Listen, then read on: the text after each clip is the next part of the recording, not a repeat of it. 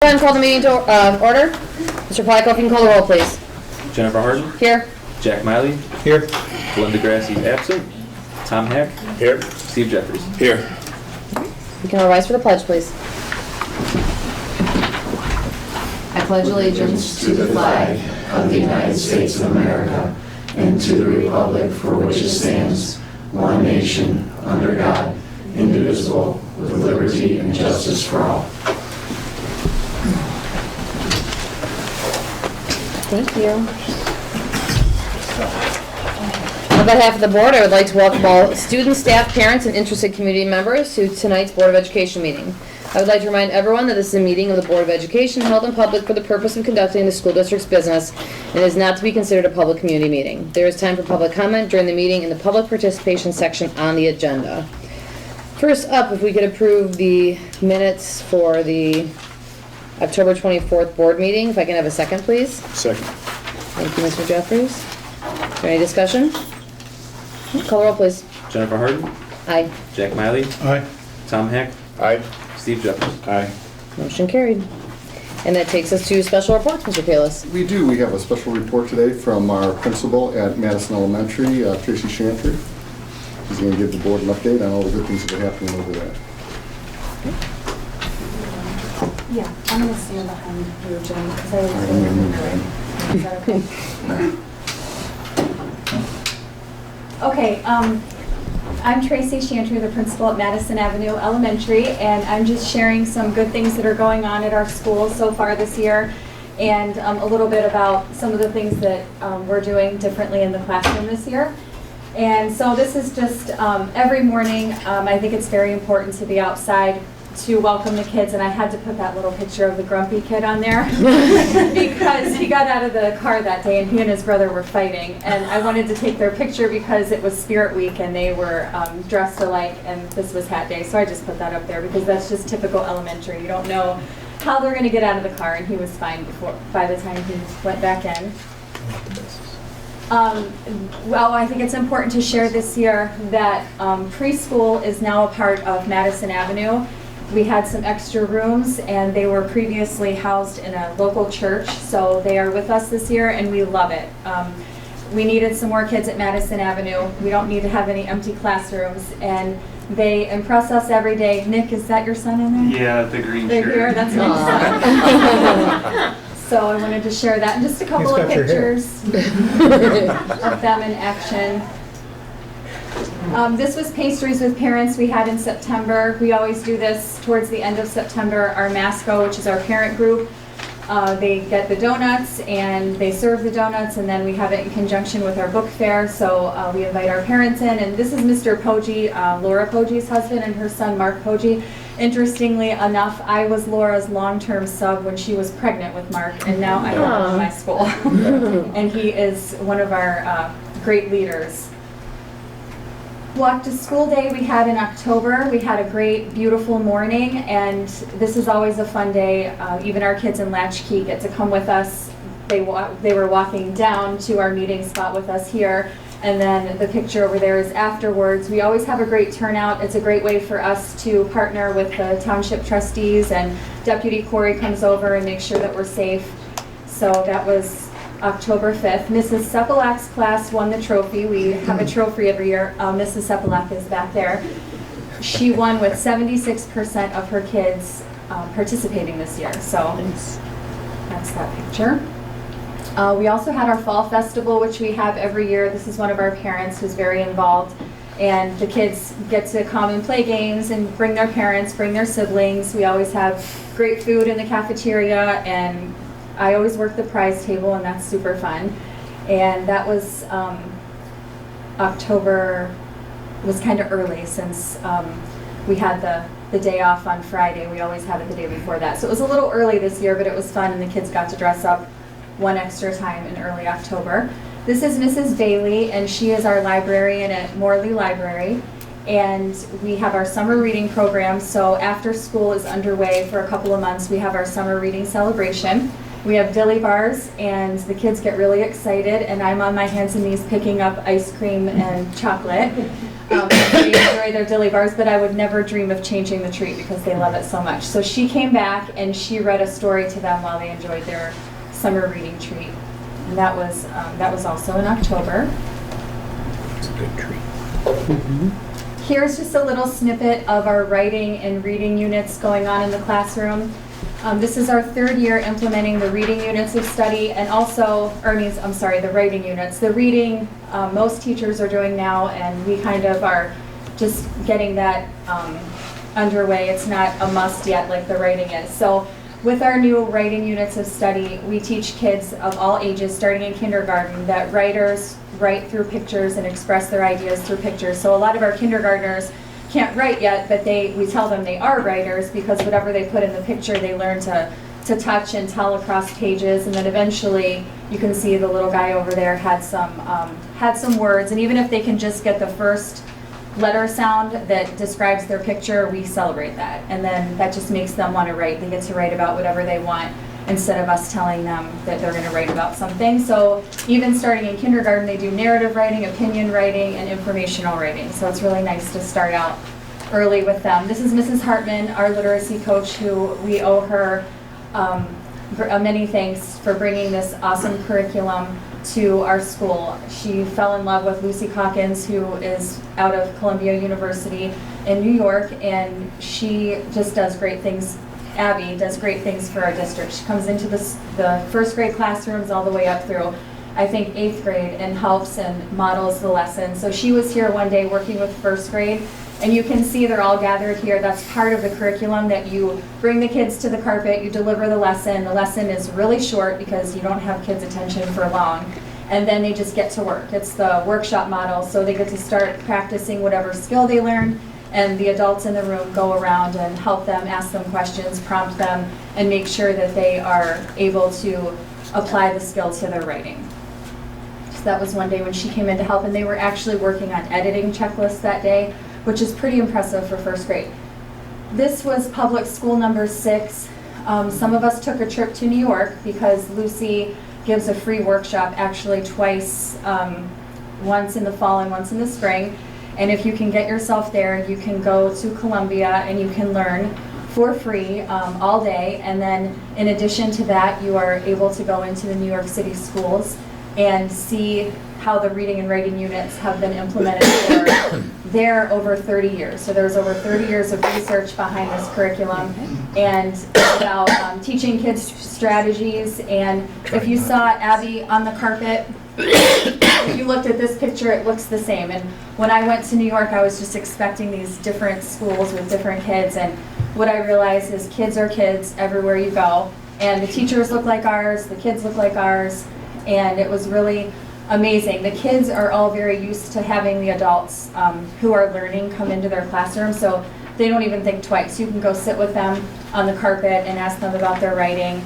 And I sat with a little girl, she was writing about sledding. She was going sledding, and I said to her, I sat down next to her and I said, "Do you go sledding in the city?" And she was like, "No, I go sledding at my country house." She said, "Don't you have a country house?" And I said, "Well, I actually do because I live in Leroy."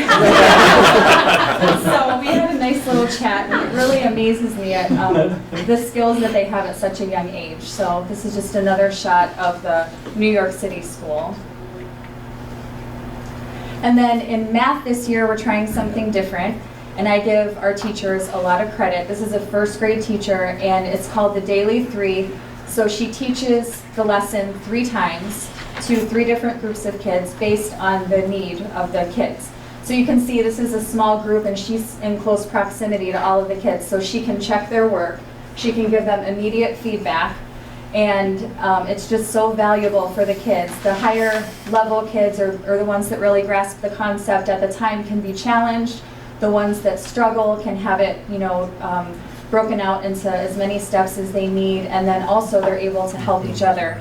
So it's really an awesome thing to see. And then we have a parent, because in first grade, it's really hard to pull this off without some help. So she's really amazing at getting parents in. This particular mom comes in every week, and her son is actually an accelerated student in first grade, and we serve him and meet his needs through the daily 3 because it's very easy to differentiate and give more attention to exactly what they need when you do that. So we're very grateful to have that mom who comes in to help us every week. And so this is the easy part where she teaches the lesson. The hard part is this. And that's where there are kids off doing something different. And so she really has to train them to be able to work independently and to understand that unless it's an emergency, they can't interrupt her because she's actually teaching the other group. So this was a good day, but some days I go in just to stand over here and help kids get logged on or say, no, your screen's right here and I'm really happy that you're on level 20, but so-and-so's on level, whatever, and you have to leave them alone. So I give them so much credit because it takes a lot of work and a lot of patience, and the teachers are really taking risks when they do that and let go of some of their control. So I'm very proud of our teachers. And this is back to reading. So at the end of a reading unit, the teachers always do some sort of celebration, and this was a camping celebration. So this really is not a real fire, although it looks pretty darn good. Yeah. And this is their final, some of their final work that they're sharing. You know what, this is not a reading celebration, it's a writing celebration. Because I'm like, why are they holding up their reading? And I said writing, or you know what I mean. So it's writing. This is a writing celebration, and this is their work. And then they have a chance to sit up at the chair and actually read their work to each other. And through this whole process, they're helping each other. They're helping each other edit the work. If the skill that they're working on is adding emotion or adding dialogue or something like that, the kids are becoming very good at giving each other valuable feedback, which is kind of amazing for first, second, and third graders. They know exactly what they're looking for in each other's writing, and they are developing great skills to help each other. And teaching now is a lot less of the teacher standing up in front of the class, and it's a lot more of the teacher facilitating the learning and letting the kids take responsibility for their learning. And that's just so fun to see. They amaze me every day. So this is where it really looks like the real fire, but I promise it isn't. And Mrs. Zentgraf is one of our second grade teachers, and she's also one that has done the daily 3 in math, and she is doing the reading and writing units, and she's amazing. So the kids always have fun, and they deserve to celebrate all of their hard work. So I think that's the last one. Yes, that's the last one. So thank you very much for letting me share.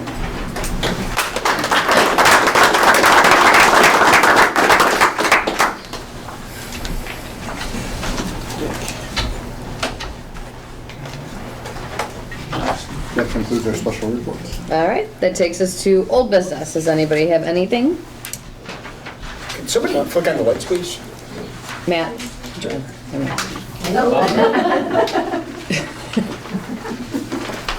Mr. Kalis, I don't know if you want to elaborate on what's going on. An update with the facility over there in Concord. Do you know of? Yeah, our David Riley, our counsel, has been talking to the law director, and that's all I know right now. I'm hoping that the law director gets back to Mr. Riley. I think they've asked for the term they use.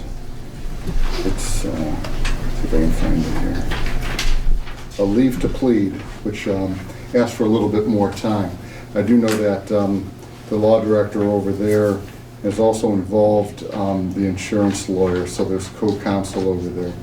Usually when there's a request for leave to plead, it's trying to get co-counsel up to snuff on what's going on, or possibly to at least have some discussion to settle before they have to answer a complaint. And we filed the complaint, they have not answered it yet. Is there anything on the docket for a date set for a prelim or anything? Not that I know of. No. The extension they got, that they're filing for, would give them until December 18th to respond, and then something would be scheduled after that date. So can you elaborate just a little bit on the counsel for the insurance company? I'm not quite sure of why insurance would be involved in this particular situation. I don't know Okay. how it works over in the township. All I understand is that they were able to retain some type of co-counsel. Okay. A lot of, even with our district too, anytime we have an issue that we have to use a lawyer, if it's not, doesn't fall under our retainer under Brinza McIntyre and Seed, we get insurance lawyers as well. Okay. Financially, Mr. Placco, if this doesn't get done because the meeting is on the 16th, is that putting us behind schedule? As of right now, we're not behind schedule as of yet. It depends on whether they decide to settle or decide to go to court, and if we go to court, at that point, it could be anything at that point, because, you know, we're replying the bid in, was it February? The bid's going out in January to be returned in February, so if we're not to a settlement by that time, and we get delayed, that's when it starts costing us money, and we have, you know, inflationary costs and things like that, that we don't know what that would be, but it'll be significant. Right. So that's February? The bids will go out in January to be returned, I think, was it February 6th or 10th, something like that. Assuming we're able to get to a resolution. If not, that'll throw the schedule off. It's February 6th. February 6th. Sounds good. Anything else for old business? Okay. New business? Okay, that takes us to Board of Education Committee and Liaison Report, Superintendent's Business Advisory. We had 2 meetings since our last meeting. I missed the one last week, I'm sorry. Is there anything you want to update on it? Yeah, we had a lot of discussion about what employers out in what we call the real world want out of recent graduates. And it was kind of neat. We had a couple students, I believe they were juniors, and we had a room with a video camera set up, and each of these professionals that have been so kind to donate their time and energy in serving on this committee went in and gave maybe a minute or 2 snippets of what they look for. And they're putting together this collage of responses, and we're going to show it to our kids. Cool. So it's really neat. Good. That's neat. Our next meeting will be in February, I believe. That takes us to curriculum and programming and boosters, Mr. Miley. Okay, curriculum and programming meeting for tonight was canceled, so I have nothing to report there, and boosters did not have a scheduled meeting. Okay. Finance and audit, can you update anything, Mr. Jeffries? Since Brenda's not here? Finance and audit, we did not have a meeting this month. There's nothing new to report. Okay.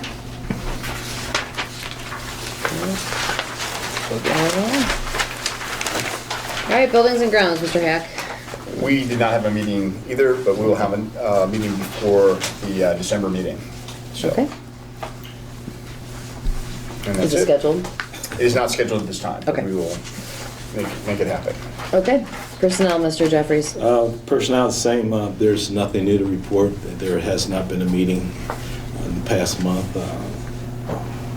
There's no meeting scheduled as of now for next month. Okay. Anything from alumni? No, nothing to report. All right, well, that was fast. Seems like you guys took the month off. Well, I think you were at a conference. How'd the conference go? We'll get to Conference that. was good. All right, superintendent's report, Mr. Kalis. Okay, I have Mrs. Malacher here. She's going to step us through our state report card that we've been meaning to do the last couple of months. So I'm gonna It's turn the it over to her. long-awaited report card presentation. We're not too far behind. I know a couple of area districts did theirs like a month or so ago as well. Down, thank you. Okay, so before we get started, just a point of reference to remind people that this year's report card, so the report card that came out in the fall, is based on last year's data and test scores. So the information that we'll be going over is from last year. So the first component on the state report card is achievement. And achievement, this is the standard one that everyone recognizes. This represents whether student performance on the state test met the established thresholds and how well they did on the test. So in other words, how many indicators did we get?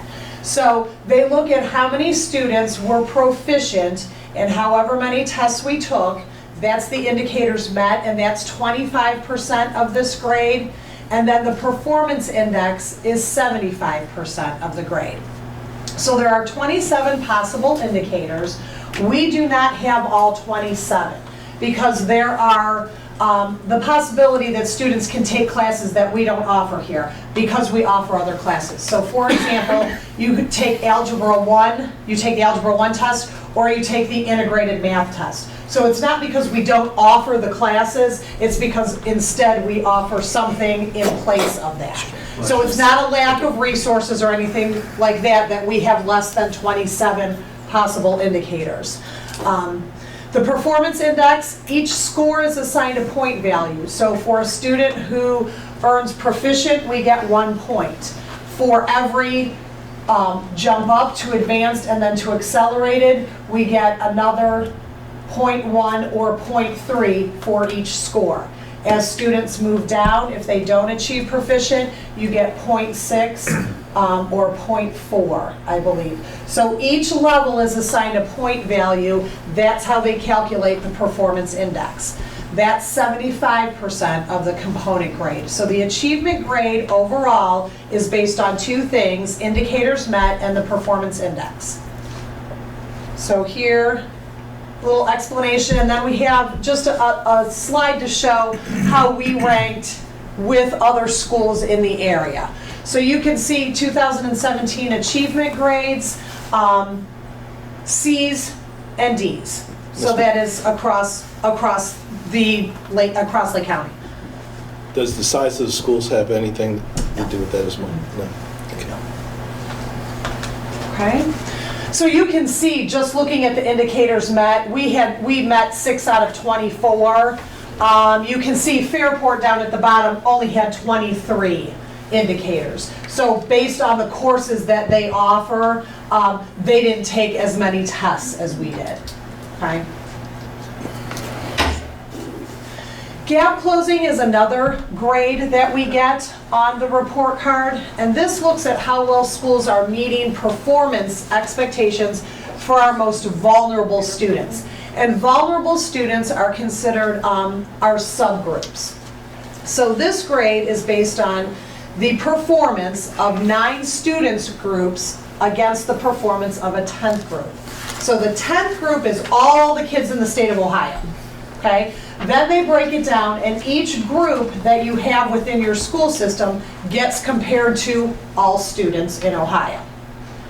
Okay, a district or a school cannot receive an A if one of its groups is not reaching the annual goal for all students. So they look at both parts to that. The subgroups that we have here at Riverside for ELA, means English Language Arts and Math, is white, multiracial, economically disadvantaged, limited English, African American, Hispanic, and students with disabilities. What I am doing is going over the district report card. If you were to drill down to some of our schools and look at them specifically, not all of our schools individually have these subgroups. And that's something else to note. If you have, I believe it's below 30 students in each one of these groups, it doesn't count as a subgroup. So for example, at Haddon, they may not have multiracial. They may not have 30 students who are multiracial, so they will not have that subgroup. So these subgroups are for the district overall. Oh, Jim, I almost lasered you. I think I pushed it. Sorry. So these are the gap closing grades across Lake County. Not happy with our grade, but there are some specific things that we have in place that we are working on. And I'm going to go over some things that we're doing towards the end of the presentation that talk specifically about what we're doing to meet the needs of specific students. What I will say here is some of the equity training that we're doing is specifically addressing some of these gaps that we see between some of our most vulnerable students and all of the students that we have here. K-3 literacy. So K-3 literacy looks at how successful the school is at getting struggling readers on track to proficiency.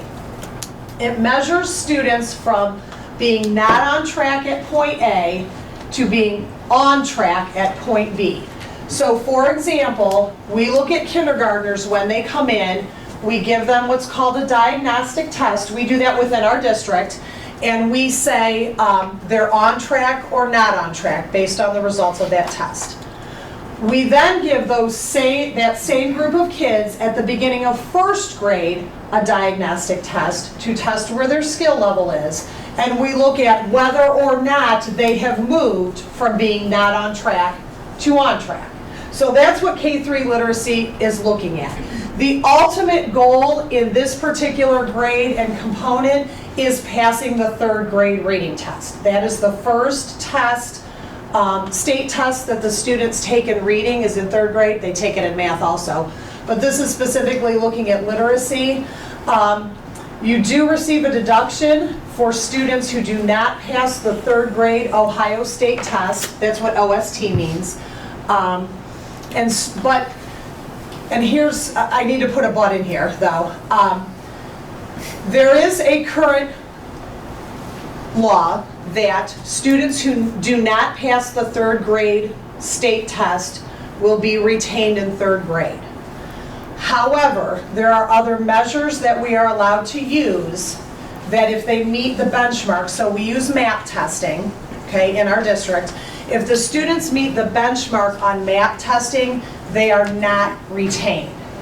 So you will see a higher number of students that maybe didn't pass the state test, but they don't all stay in third grade. And that's a little bit of a misconception that just because our students don't pass that state test, that they all get retained, and that is not the case. If they pass with the MAP at the MAP threshold, we are able to promote them then to fourth grade. So just a quick question for you. How many students have been retained? I think this year we had maybe 3.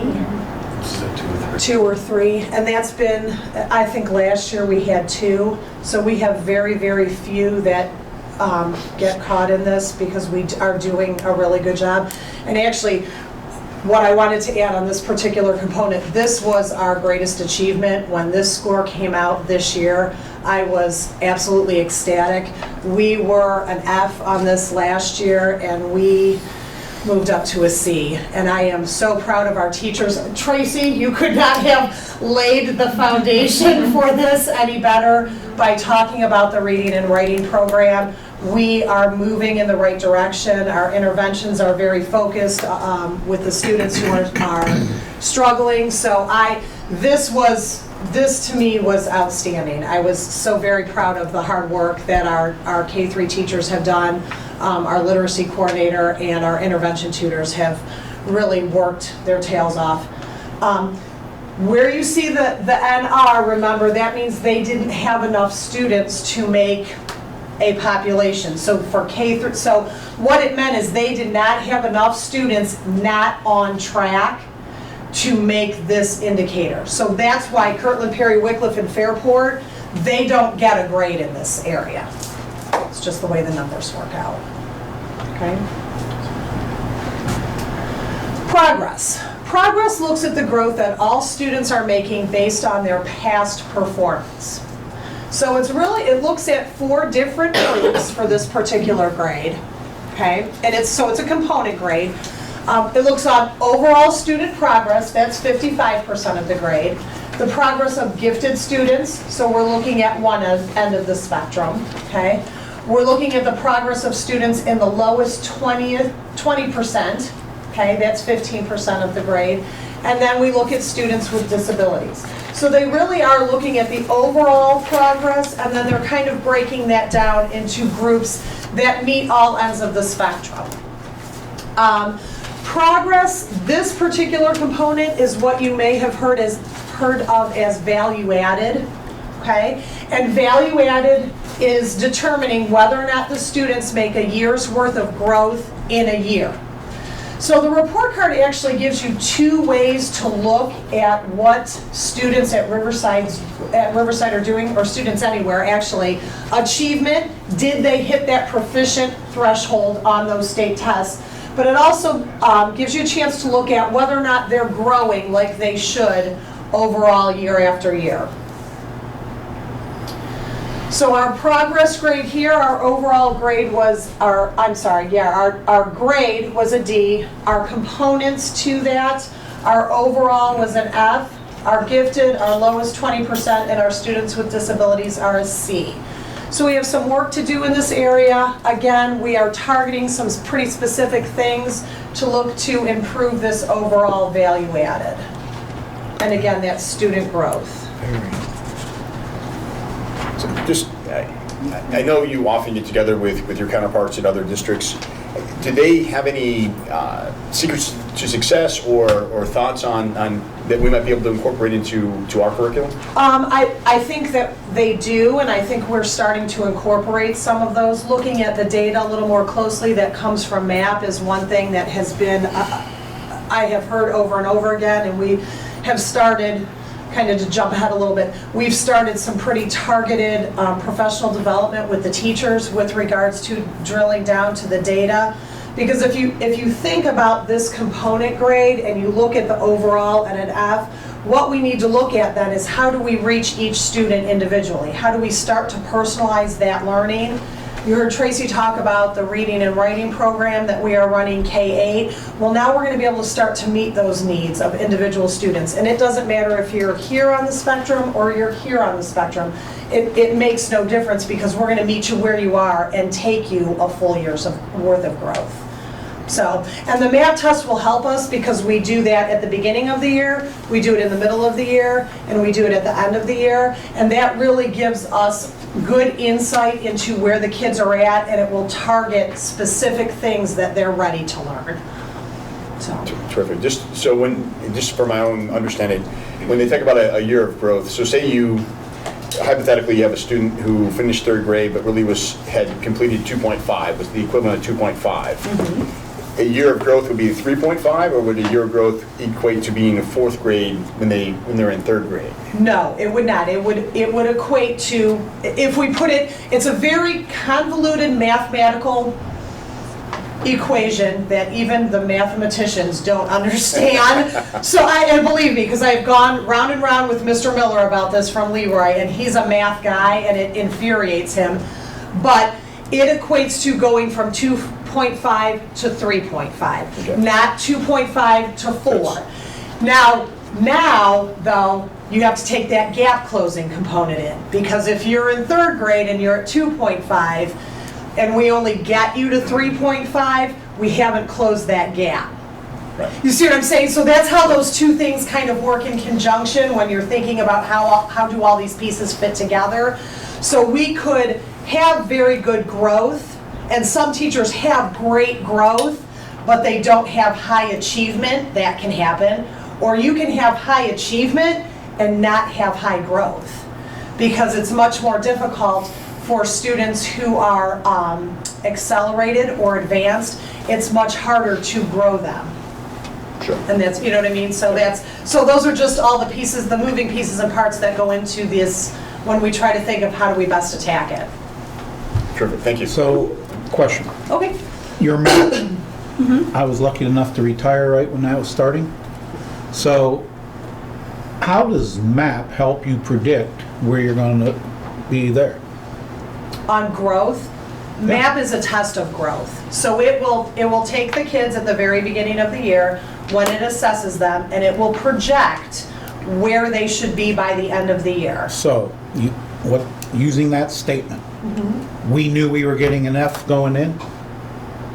So if we had drilled down, could we? Absolutely. That's why we need professional development on using that data. Sounds like it. And that's why we're doing it.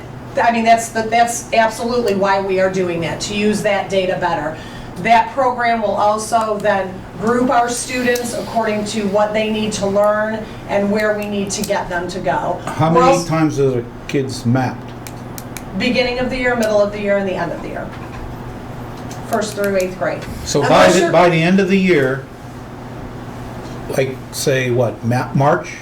No, we will map test them for the last time in May. So after the state proficiency test? They'll map test in January. Okay, so January's prediction, using last year's data, our teachers and administration knew we would have been an F before they took the test. If we would have correlated everything, yes. On this particular, on the growth part of it. Right, yeah. on the Yes. growth.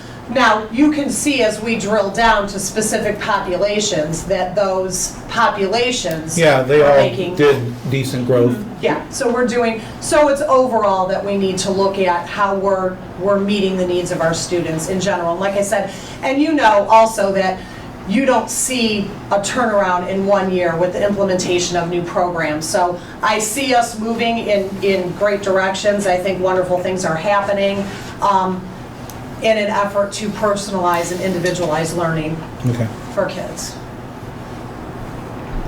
I'll look for an A next week. Can we Little go pressure, baby steps? little pressure on that. Smiley, baby steps? Okay, we'll go B. Okay, all right, perfect. All right, graduation rate. The interesting thing about graduation rate on the state report card is there's actually two parts to it. So the state looks at your 4-year graduation rate and your 5-year graduation rate. The other interesting thing is, and we have realized this just in the last 2 years, is sometimes in high school, you look at your senior class coming in and you say, these are total random numbers for the purposes of discussion. We have 300 seniors come in, and we get to March or April, and we're checking what they have, and we're seeing what their GPA is, and we have maybe out of those 300, we have 290 are graduating.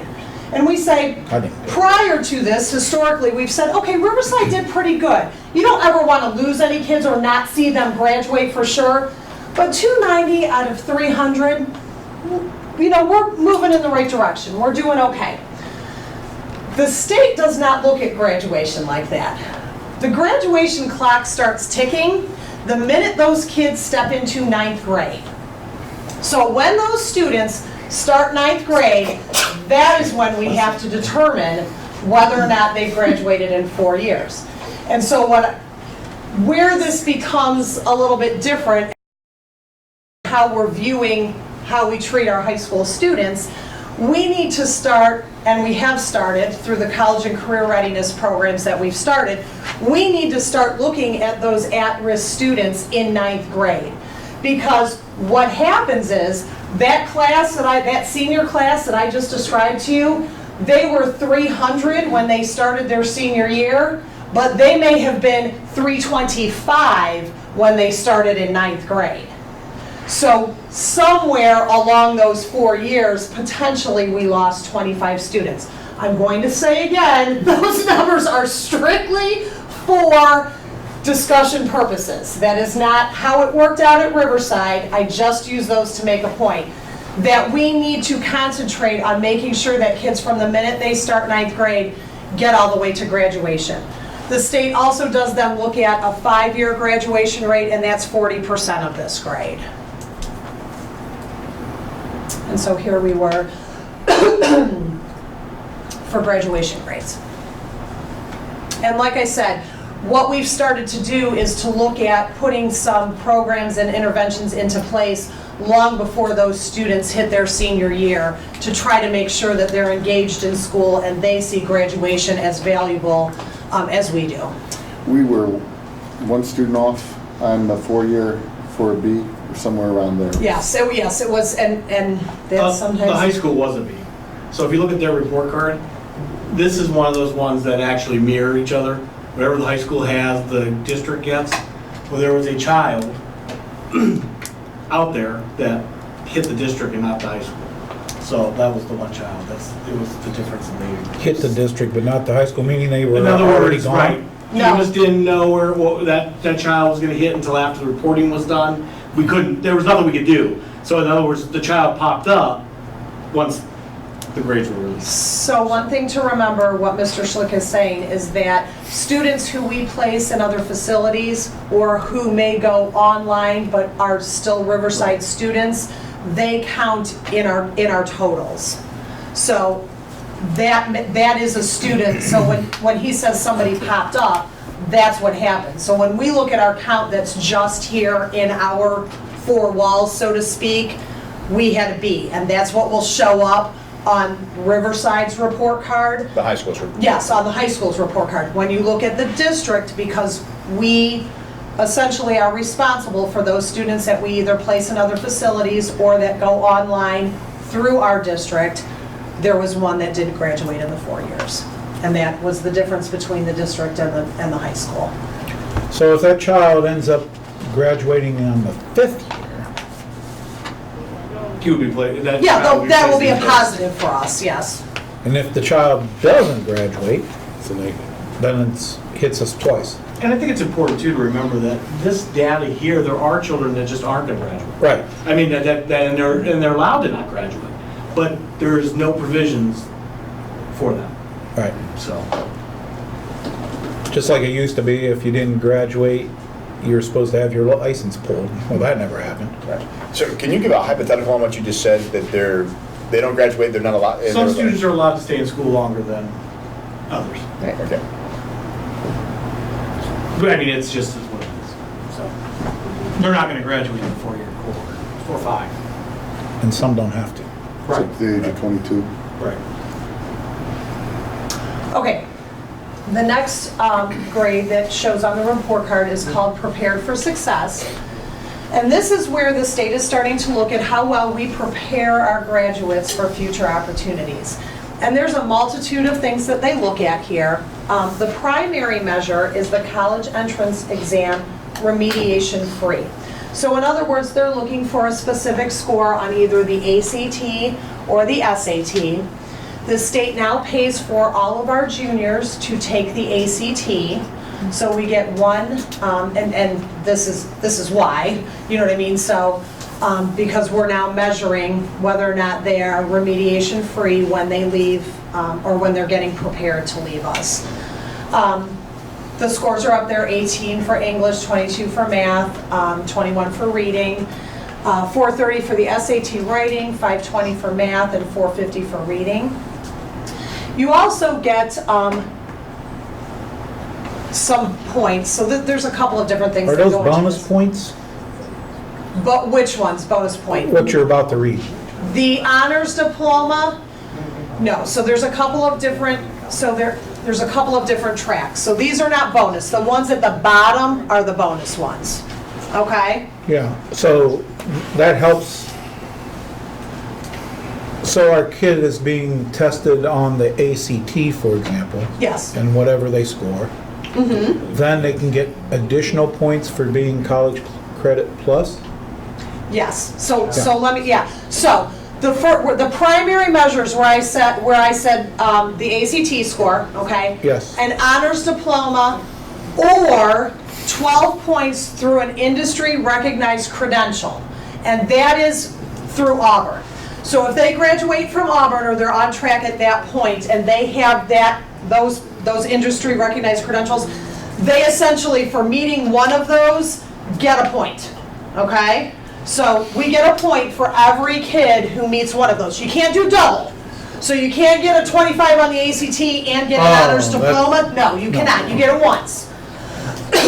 Okay? Now, each student can get an additional bonus, but you only get one bonus also. So, if you take an advanced placement test and you score a 3, 4, or 5, you get a 0.3. Okay, so each of these down here, additional measures, earn us another 0.3 per kid. The most a student can earn us is 1.3, okay? So we do not give the International Baccalaureate test. You have to be a certified school to do that, but I put it on here because it is another option. And then if a student takes College Credit Plus and earns at least 3 credits, they can also get the 0.3. Per year. Per year. No, well, per kid, yes, that's it. Just in 1 year, one kid gets 1.3 is the max. So, a junior? And so a senior's not gonna get it because they have already taken the ACT, correct? Well, this is pretty much based on senior level stuff because they're the ones that take the ACT. They're the ones that would have an honors diploma. You know what I mean? So there's a couple of things. So when you're looking at the ACT, that gotcha. score, you Yeah. see what I'm saying? Yeah. There are seniors now. Okay. So we have, at this point, our prepared for success grade is a D. We've already put some things into place to improve that. We're working on improving our AP program, making that more robust and rigorous, and actually having more students take the test. We really are interested in having more students at the end of those courses take that AP exam. We're also looking at the honors diploma and what's required there. And that kind of feeds into what are we doing with our ninth graders. So in ninth grade, we need to start talking to these kids about an honors diploma, not when they're juniors, you know what I mean? By then it's too late. You need to start prepping long before. An honors diploma is 4 years of math, 4 years of English, I think 3 years of social studies, 4 years of science, including chemistry, and then a certain number of electives. Yeah, the 3 foreign language as well. Oh, and 3 foreign language, and then a certain number of electives. So you are pretty much taking your core classes all 4 years, plus a certain number of electives. That's what an honors diploma is. But you have to start that plan in ninth grade. You can't decide you're going to jump into that at the end of your 10th grade or 11th grade year. But are our students being prepared properly? I mean, I've seen Fs, I've seen Ds, I've seen Cs. I mean, we talked about intervention, but I'm looking at scores that I don't really approve of. You have to understand, over the course of the past 10 years, we've been excellent with distinction, excellent. They changed the state testing almost every single year on us. You have districts like Kirtland that has always scored higher than any other of the other 8 schools in Lake County. Mm-hmm. And if you even flip through here, they're experiencing some of the same issues we are. It's one of those things where in a year's time, we can't have gotten that bad without having them change the standards on us. What's going to happen is over the years, you're going to see us start to catch up, all the districts, and then they're going to change it again, and you're going to see it drop, and then we're going to try to catch up again, and then they're going to change it again. That's what happens. A lot of districts aren't taking, and I don't want to, say that we don't take any stock in the test scores, but by golly, they keep on changing the target on us. It's really hard to get a grasp on exactly what it is that the state legislature wants us to teach our kids. In the meantime, we've done, a couple of years ago, we were down in the state of Ohio for getting the award for one of the most improved districts through our value added, and now Yeah, and I certainly understand. I remember one time earlier in my career on the board, Mary Rose Okar gave us, as she presented the award. I would just make I have an observation and a question for Ms. Malacher. May I say one thing? Please. Right before the test scores came out, we get a notice from the state superintendent, and he said, hey, we're going to put up this bulletin, this virtual bulletin where you can put your quality profile on it. They were preparing districts because they knew the scores weren't going to be very good.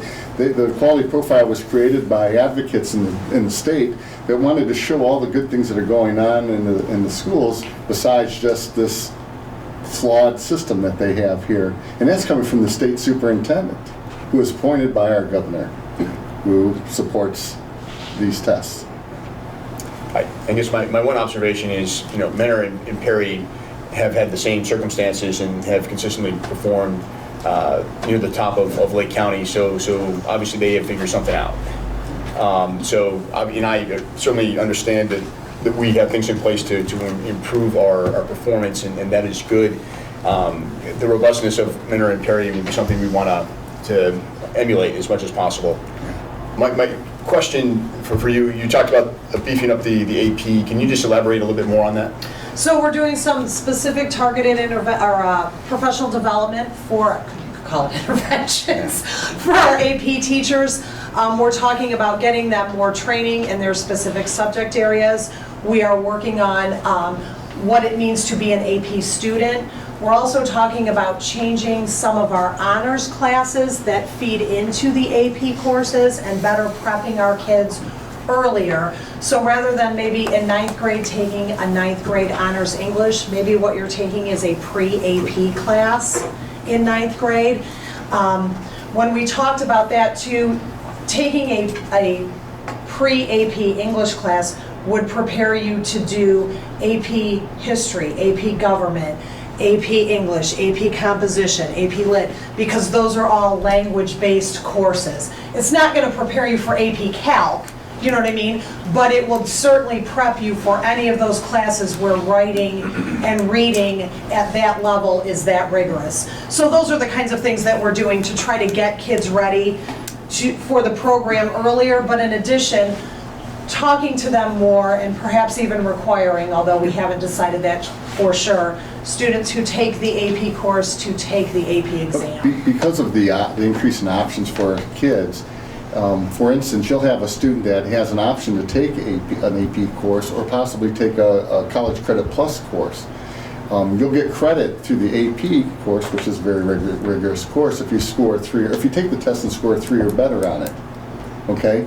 Or you can take the College Credit Plus course, not have to take a test, just go get through the course and get credit for it. So as a student, which one do you think you might lean to if you're interested in getting college I already credit? figured that one out. Yeah. Well, what we don't do though is we do not offer College Credit Plus courses on our campus that compete with AP classes. So for example, we don't run a College Credit Plus history or government, because we run an AP US history and we run an AP government. So now that doesn't mean that our juniors and seniors aren't going to Lakeland or to another college nearby and making that choice instead of AP, but we try to do them in so that they complement each other and the student can take both or cherry pick what they want, but we try not to have them be competitive. There are some national rankings out there that use as part of their criteria is how many students take AP courses in schools. And we've noticed that in area schools around here, some schools actually pay the students, take the registration fee to take the course, or that if a student is going to enroll in the AP, part of the requirement is you're taking the test. Mm-hmm. And we're talking about both those options as something, as a requirement for the course. Yeah. So. I've never thought of the situation with College Credit Plus and AP where there is a kind of a... It's a competitive thing, like right. you choose one or the other. Yeah, there's Right. a lot of choices for Plus, kids, and that's not bad. But it's competitive, but it's also to get the credit, you have to take the exam, whereas you just attend the class and you've got it. Well, and if you don't get the 3, Right. Then you're better off taking the college credit. right. Because you can get a B in that class. You get a C. Well, you could, but you don't like to. Right. A's and B's. You can get a B and still achieve Right. what you achieve. Right. So to speak to part of what you said, Mr. Jeffries, I would agree we have some work to do, but I don't feel like we are out of line in the direction that we're going or where we are falling. If everybody around us was scoring A's and B's, then I would feel like we aren't moving in the right direction. Okay. But I feel like we're moving in the right direction and we're gonna get there. In So- terms of indicators, if there's anything that's consistent with the past criteria now is the same thing again. You have Kirtland scoring up here, and then you have Menor, Riverside, and I think it was Wycliffe in second place in terms of the number of indicators. And that's how you hit, and Perry, and that's how it usually falls. It's always, Kirtland's up here, and then it's us, Menor, and Perry that are, Menor usually scores a little bit better, and it's us and Perry, and sometimes Wycliffe. Little Eastlake in the last few years have seen some struggles as well. Oh, and that's it. Good The job. last one. Good And job. I kind of did the things that we were doing as we went along rather than waiting to the end. So I talked a little bit about map testing. talked a little bit about the targeted interventions at the primary grades to keep that K-3 literacy going. Whether it's the student needs phonics or comprehension, that would depend on what we would do for an intervention. Talked about the AP program and looking at starting to prep our kids in 9th grade. That will help with not only our graduation rate, but some of those extra components in that prepared for success, if we can start to counsel them a little bit better as they move through the high school years. And then the MAP testing and digging down to the data and being able to group kids based on what they need should help to improve that growth for each individual student. Those students that are not attending college or not prepared for college, are we gearing them more so that they could go over towards Auburn to get a technical? Yes, and actually this year Auburn started with us. I think it started as a pilot program. I think it's going to stay, where they have allowed 10th graders to enter classes over there now. So that's another thing is sometimes our 9th graders don't think that far ahead, shockingly. You know, I'm not sure that any 15-year-old, 14 or 15-year-old thinks 2 years ahead. And then they get to their end of their 10th grade year and they're not in a position. Auburn's pretty competitive, you know, especially for certain programs.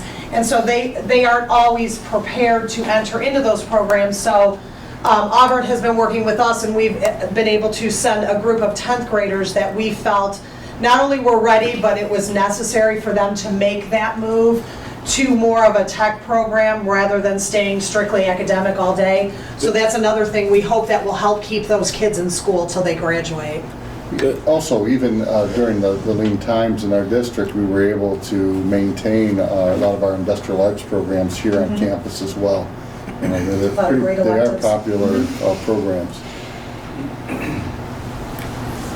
I have one question for you. How's that new office chair, Phil? Oh! Things are going fabulously at Hale Road. Just checking. You for asking. Just checking. Yes, I'm enjoying being back in the building. I forgot how much I enjoy being around the kids. So it's been a great couple of weeks. But I will tell you that when I said I would do this, because I was really excited about being in a building, I don't think I really thought about what it meant to do 2 jobs at one time. And I am fast and furious every day, all the time. But it's only till Christmas time we can do anything till then. So it's good. It's a good building, and I love the staff. I love the families and the kids. So it's been good. Thanks for asking that. Leave my shoes at the door. Yeah. Thanks, Melissa. Yep. Thanks. Thank you. That concludes my report. Oh, one Oh, second. You did a great job. Thank you. No, we did have a meeting today, a design meeting. Well, not a design meeting, just an update with, our design is what, in December 15th? Yeah. Our next design. Anyway, Fannie and Howie, our architects, did bring a virtual tour of our buildings, where they walk you around the building, above the building, inside the building, into the classrooms, into the common areas like the cafeteria, the gymnasium. It was really, really neat program. I bet. And so much so, I've asked him to do the presentation at our next board meeting. Cool. And you can get a real good idea of what it looks like. It's like one thing on paper, but it's another thing actually walking in. It's almost like a video game where you're walking in and there's even some of the fixtures are there on the wall. There's not too much on the outside yet, but it's the actual building and the inside. That's nice. Actual colors? No colors, yeah. No. I mean, they did have colors on the outside of the building, but that doesn't, it's not, those haven't been decided. I was just curious on that stuff. Okay. So we've asked them to come and Yeah. I could have gotten them today. It would have been last minute, but I know Belinda wasn't here and I know she'd be really Oh, yeah. interested. So we're going to wait till December. December She'd want me to 15th, is that for the committee or is it strictly for the staff? That's No, I all. think that was just a core. I am going to send an email tomorrow, so check your email. December 7th, we're going to do our design team evening meeting from 7 to 9. I will send an email tomorrow confirming that, but that's, Yeah, course, the 15th at 1 o'clock, and this one is December 7th, which is a Thursday, I believe. yeah. At 7. That's what I was just checking. Okay. And that will be firming up the last of the decisions that have to be made on the exterior and a couple of changes that they've made. They want to go over with the design team. Great. Thank you. That's it, Mr. Kayla? That's it. All right. Mr. Placco, Okay. treasurer's report. I have a couple items tonight. The first thing I just wanted to point out on the printed agenda, item 13 for buildings and grounds, there actually is no items there, but there's a spot on the agenda, so we'll just pass over that part.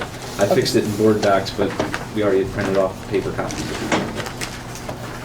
Also, it's all, end of the calendar is almost over. It's coming up fast, so it's almost time to start thinking about scheduling that organizational meeting in January. Without Mrs. Grassi here, I'm thinking, Just wait till we next finalize it next meeting, but Yeah. tentatively I'm thinking probably Tuesday, January 9th, to keep the Tuesday. She can usually do Tuesdays, and it gets Mondays that are a real big problem for her. Right. So we'll schedule that at the next meeting. The next thing I wanted to go through is our monthly financial report. I'm going to pull up on the computer here for us. We haven't done this in a few months. Typically when we close out the previous fiscal year, we get into the new fiscal year. We haven't set the appropriations yet. They usually get set in September.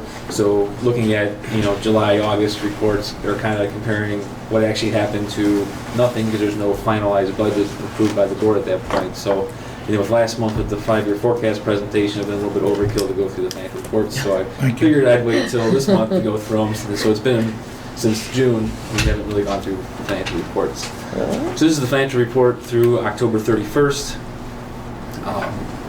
We'll scroll down here. I know it's a little bit small to see here, but this is our bank reconciliation. If you can see our typical checking account, keep around $2 million there to cover payroll and all of our other expenses, and keeping a balance around that eliminates most of our fees on the account. Star Ohio is where we keep most of our funds right now. We're earning about, I think Star Ohio is at about 1.24% interest on that, so we try to keep that balance high. And then also these two accounts down here are our bond funds that we currently have invested in different things that we'll go through a little bit here. This is also, let me see if I can zoom this a little bit more.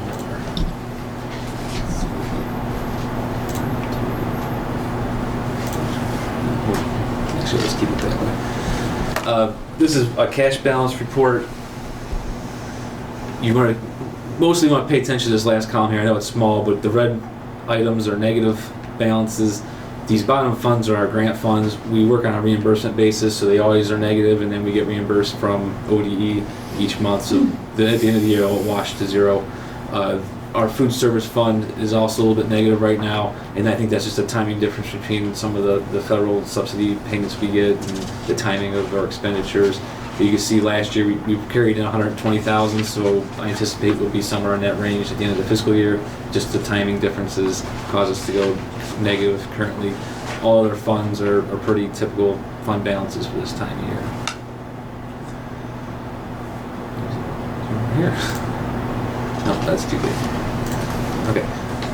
The next report here is our appropriation summary, which is basically our board-approved budget. On the left-hand side here, carryover encumbrances, basically purchase orders from last year to what's expendable for this year. Basically, when you look at this report, you don't ever see negatives on the far right, because that's saying that we spent more than we budgeted, which would be a violation of Ohio law for one thing, and tells us that I'm not doing my job. So you never want to see negatives on here unless we made an oops somewhere. And the only time that happened was last year when we passed the bond issue. We got a property tax payment. We had revenue to fund 002, but then they take auditor fees that we post an expenditure. We didn't have a budget at the time, which we had to adjust. But typically, you would never see negative in this column unless we went over budget. This page here, this top half is our revenues in the same format as our 5-year forecast. The first boxes are comparing October last year to October this year. These boxes over here are comparing fiscal year to date to our previous fiscal year to date to current fiscal year to date. These columns show variances. Nothing's really out of the ordinary. It's pretty typical to have some variances. On the expenditure side of things, purchase services right now month to month down $400,000, which is always good. The year to date is around 200. I think it's 297. So we're kind of monitoring that. It's good to be under budget. Maybe there's some payments that we haven't made, or we had extra payments in last year. I'm not really worried about it at this point. We seem to be pretty on track. Probably the biggest thing to notice is our fund balance at the end of this month, end of October here. We're down about $1 million from last year, which is why we needed the levy is we were trending down. We're gonna, hopefully correct that now that the levy passed. This revenue report kind of breaks out the revenue detail for the general fund. We're 4 months of the year, so we're 33% through our fiscal year. Property tax, at this point we're at 42%, and the reason for that, usually around 50-50 at this time of year, but because of the new levy collecting in the January time, this one's lower compared to what we projected, because of just the passage of the levy. Otherwise, you normally see about 50%. If you see homestead rollback, we received our payment in November, so it's not reflected in this report yet, so don't be alarmed that we have a $2.8 million estimate, and we haven't really received much of anything at this point, but a lot of that did come this month. Going through some of the other miscellaneous revenue items, everything's pretty much in line. Interest, I projected $30,000. We were back in July, and we're already at $33,000 for the year, so we've already exceeded that again, and so we'll expect that to be much higher throughout the year. And I wanted to point out too that these revenue estimates are basically what I projected in July. They do vary somewhat from what was in the 5-year forecast, just from updated information. For example, Medicaid, we finally saw those adjudication reports from them on those cost settlements, so we know we're going to get much more than $150,000 this year. But at the time, they're 5, 6, 7 years behind, so at that point it's kind of like, are we ever really going to receive these funds? And finally, they should be coming hopefully sooner than later. Our consultant says probably by the end of the fiscal year. I'm hoping a little bit sooner than that, but we will see. And then on the expenditure side of things, we're 33% once again through the year. So looking at total salary and wages broken out into different details, we're at 32.7, so we're right in line. Benefits, we're at 33.2%, so we're right in line there. Purchase services, we're at 24%, so we're trending lower than we originally estimated at this point. Very efficient. And then supplies, we're at 29% at this point. Capital outlay, we're about 50%, but it's a small dollar amount, so it's not uncommon to be like that. And then down here, the only thing that sticks out like a sore thumb is advances out. We project 100,000, end up being 375 to that advance we did to the PI fund. It's going to get returned in the same year, so it's not really out of the ordinary. It's just to be a wash at this point, but we had to report it that way. Then this last report is just our investment report of what are our bond fund. U.S. government securities, we have about $15.5 million invested there. Certificates of deposit, we have $3.1 million there. I did want to point out we do own a CD with the Bank of Puerto Rico, and there's some concern that that bank could fail with all the hurricane things like that. It is fully FDIC insured, up to $250,000. We always keep less than $250,000. I think we're at like $247,000. So if something were to happen, the insurance would kick in, and we wouldn't lose any money. But I wanted to point that out just so you're aware that we have an investment there. Commercial paper, we have about $18.4 million, and then money market funds, just your remaining cash in the account. So we're earning about 1.37 on average in this account, which is pretty good, and our average maturity is 3/4 of a year. Down here at the bottom, this kind of shows some benchmarking. If we are, Star Ohio is 1.24%, 6-month Treasury 1.28%, 2-year Treasury 1.6. We're at 1.37 at 3/4 of a year, so we're still trending higher than our benchmarks. And then interest earnings to date, this is less net of investment fees. We're at $171,000 so far that we've earned on our bond funds. And just month alone, we have a lot of investments maturing, a lot of commercial paper maturing. And through the 20th of this month, we've already collected about another $50,000 in interest income on that amount, so it puts us about $230,000 with more interest coming this month as well. Great. So that concludes the financial reports. Does anybody have a question on the financial reports? And then now for the slides here. So we have a little bit more. I'm going to go quickly through this one. I got yelled at for having 38 slides. And most of those are to address Tom Hack's question from last meeting, but I got a little carried away. But before we get to that part, just a couple other things I wanted to point out. What did you ask? You're welcome. You can all blame Tom for the lengthy. I blame you both, actually, but. Mr. Kayas had mentioned our quality profile, and this is something I wanted to go over previously, and I kind of haven't gone through it yet. This kind of shows how we got to the financial numbers that are on our quality profile report from fiscal year 2017. Basically breaks out what percentages of our revenues and our percentages of our expenditures compared to, now I'm comparing them to the previous fiscal year, FY16. So you can see just on the revenue side, everything's pretty much equally the same. Property tax, local property tax makes up 54.7% of our revenue. Unrestricted aid, which is our state fundings, 22.1%.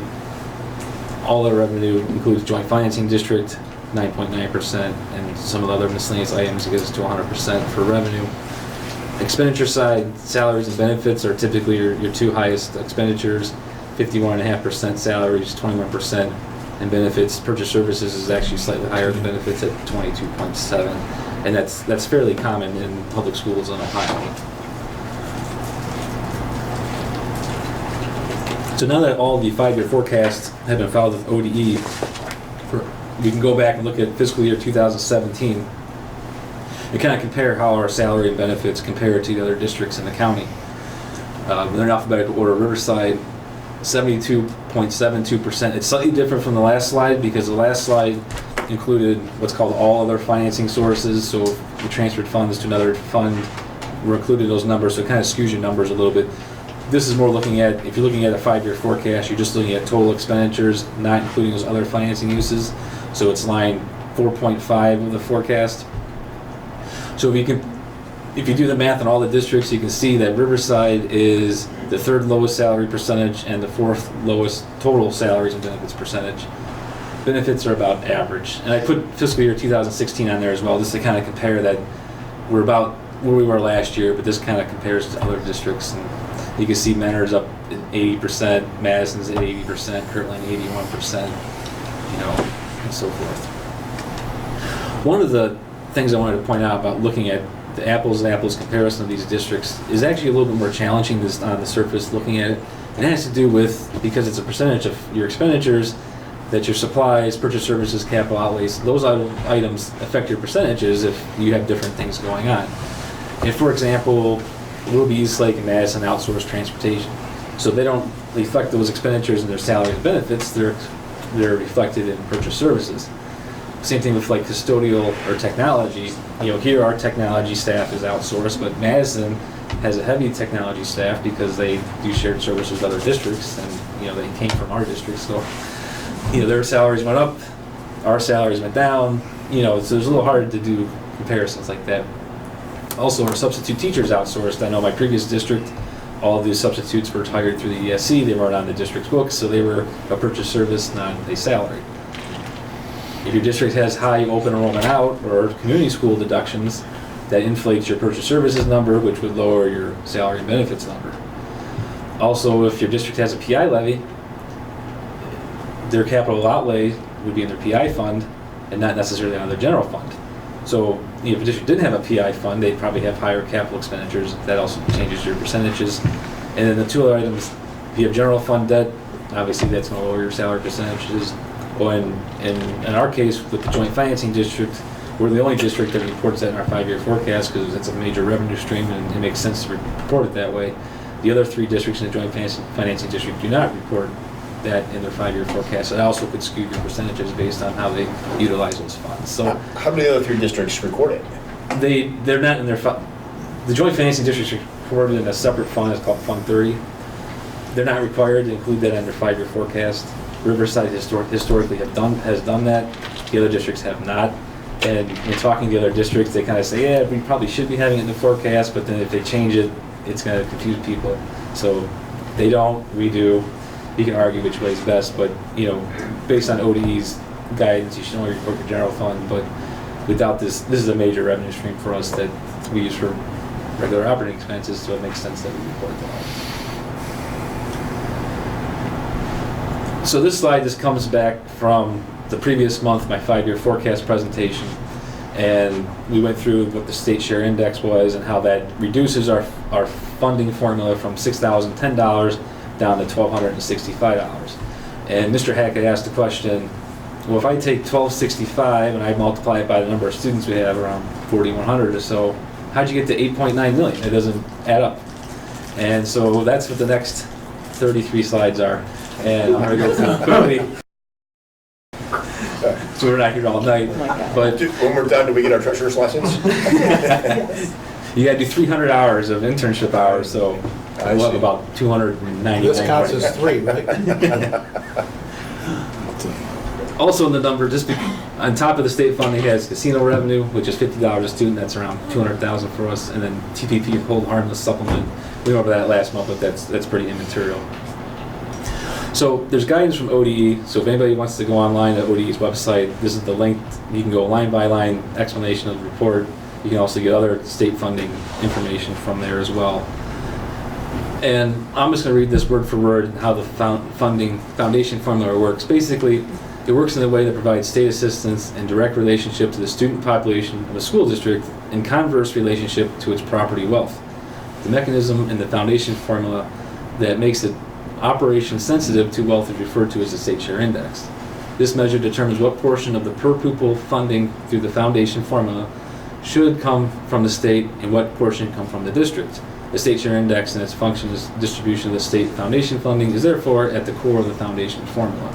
Now, what's always ironic is, so the foundation formula says $6,010 is what should fund the school district, and based on your property tax wealth, what portion is that coming from the state, what portion of that's coming from local tax dollars. Now, if you look at what's called a CUP report that ODE puts out, the average expenditure per pupil in the state is $11,000 so dollars. So if their formula is only based on 6,010, the difference between 6,010 and 11,000, where is that coming from? It's also coming from local property tax dollars. So it doesn't make a whole lot of sense when you think about it. The lowest cost per pupil in the state is $7,400. So it's still not even to what the foundation formula says. So that's just the way they do it, and it doesn't quite make a whole lot of sense, but that's what ODE does. I guess I'm sorry, I certainly 33 slides, I don't want to belabor. I guess I didn't really comprehend what you said.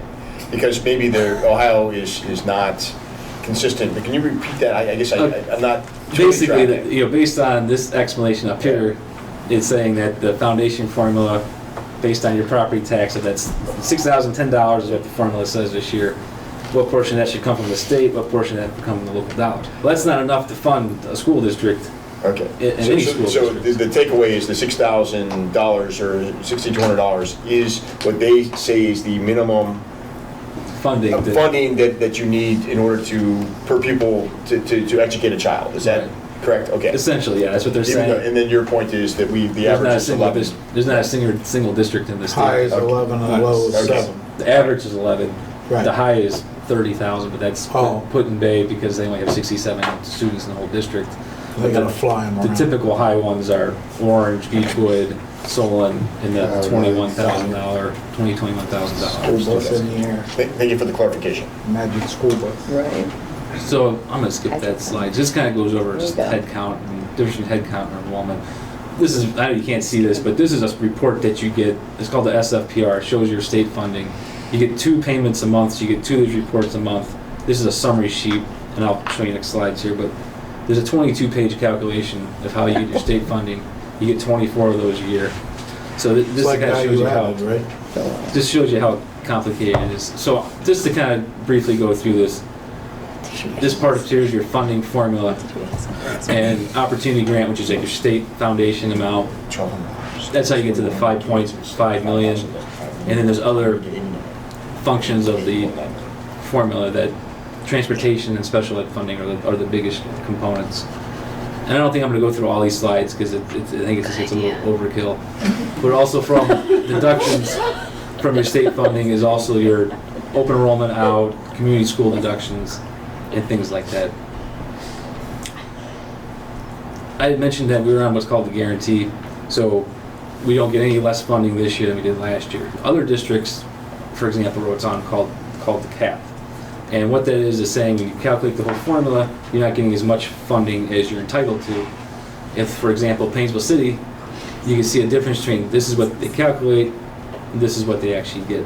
So you can see Painesville City, if you actually did the formula, you get 17.2 million, but in reality they're getting 14 million because they're capped at 3% growth per year.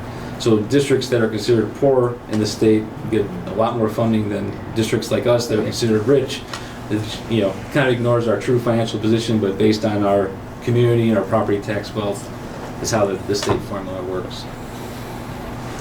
And then, just to show you a couple more slides here, you also get what's called a foundation settlement report, where these amounts come from the previous report where they recalculate your funding twice a month, and then they break it out into bi-monthly payments. And then they also, like for Riverside, we deduct our pension payments based on our 14% of our salaries, get deducted right from our state funding, so we're not cutting those checks at every payroll. And then so like our net payment basically is $155,000 we get twice a month, even though we're supposed to be funded at about $8 million. By the time you deduct off all your retirement contributions and things like that.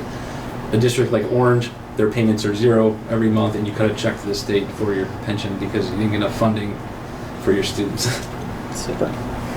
And I'm going to skip the rest of these slides, but I'll put it on the website, so if you want to read through the remaining slides of the details, you guys can go through with that. And most of these bullet points come from that guide on how to read the foundation funding. Thank you very much. Thanks. Do you feel answered? I do. Okay. Thanks, Gary. He must have did that while he was missing. Do you have anything else for us? That's all I have. All right. That takes us to public participation. Anyone wishing to address the Board of Education will be recognized by the board president. Speakers are requested to identify themselves and their topic. Comments are limited to 3 minutes. Anybody? All right. That takes us to a consent agenda. Consent agenda, where is it? Provides for more efficient use of time. Any board member can remove a consent agenda item to be discussed and voted on individually. Mr. Jeffries, Finance and Audit, please. Finance and Audit. Motion to approve the items listed on the Finance and Audit consent agenda as recommended by the Treasurer. Any discussion? I just want to acknowledge the donations in letter F, which we got a $1,725 donation to Buckeye Elementary's reading program, One School, One Book from Adventure Subaru in Painesville. We got a donation to Riverside Varsity Football from Barnes & Noble. A donation to drama from Greg and Petty Udith. I'm sorry if I just said it wrong. UDAF, okay. He's actually in the audience. Yes. Oh, thank you. That's not why I came. Oh, it's a coincidence. Thank you. $400 to David Baker from the Lake County, the David Baker Scholarship Fund from Lake County Agricultural Society Ladies Auxiliary. And then we got more donation to the Riverside Cares 5K. We got it from Melridge PTO, Erie Optical, Jerome and Kathy. Francowiak. How? Francowiak. Thank you. Francowiak. Jeff and Catherine Eccles, Jeff Cobb, John and Mary Mattern, Grayson and Amy Alexi, the Flying R Booster Club, and Chickanetti Insurance. So thank you, everyone, for your donations. Great. Did someone second it? Second. I'll second. Mr. Placco? Jack Miley, Aye. Tom Hack, Aye. Steve Jeffries, Aye. Jennifer Harden. Aye. Motion carried. Personnel? Motion to approve the items listed on the personnel consent agenda as recommended by the superintendents, items A through I. Any discussions on that? Yeah, I'll second. Thank you, Mr. Hack. Tom Hack, Aye. Steve Jeffries, Aye. Jennifer Harden, Aye. Jack Miley. Aye. Motion carried. Curriculum and programming. Motion to approve the items listed in the curriculum and programming consent agenda as recommended by Superintendent. Item A, basketball clinic. Can I have a second, please? I'll second. Thank you. Any discussion? Okay, if you call the roll, please. Steve Jeffries, Aye. Jennifer Harden, Aye. Jack Miley, Aye. Tom Hack. Aye. Motion carried. We do not have anything for buildings and grounds today. That takes us then to the Board of Education update. Does anyone have anything for us? Anyone tell us how OSBA went? I have one thing. How about? OSBA went, how your presentation went? Yeah, I mean, it went well. Mrs. Grassi and I, we did a presentation on Monday at 11 o'clock on building your pre-construction checklist. So it was kind of our story of all the things that we went through in preparing for our construction project. It was at is 11 to 12. We had a lot of people leaving, so we're not sure if it was just an awful presentation or there was a lunch plan. But I guess we'll see when the reviews come back. There was a lot of interest because there are a lot of districts that had recently passed bond issues, and we're asking a lot of good questions. So Good. Good. Okay, very nice. You got anything, Mr. Miley? No, it was very educational. Get to speak to a lot of the people in the vendors area with all the stuff that we're going to be looking at in the future. So that was good, Sure. and some good food. Great. Mr. Fields, did you have Yeah, I something? have to save mine for next time. Okay. And I would just like to congratulate all of the participants in the play. I went on Saturday night, Peter Pan and the Dreamcatcher. Comedy is hard, and it comes down to timing, and boy, it went well. It was a great Good. production. The set, as always, was terrific, and it was just a well-executed, well-done play. So congratulations to all involved. It really was terrific. Good. All right. If that is it, I'm going to make a motion to adjourn to executive session at 8:26 p.m. for matters of negotiation. If I can please have a second. I'll second that. Thank you, Mr. Miley. Call the roll, please. Jennifer Hard, Aye. Jack Miley, Aye. Tom Hack, Aye. Steve Jeffries. Aye. Motion carried. Thank you all for coming today.